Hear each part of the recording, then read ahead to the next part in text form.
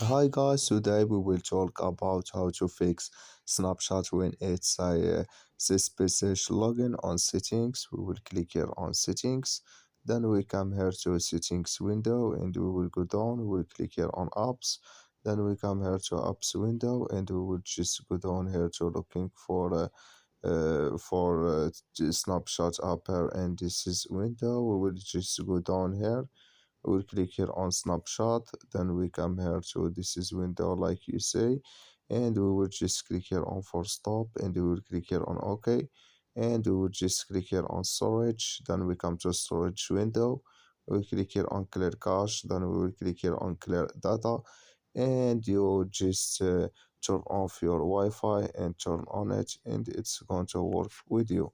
So that's all now. I wish you I get it. Thank you for your watching. Don't forget to support us by like and subscribe and see you in next video.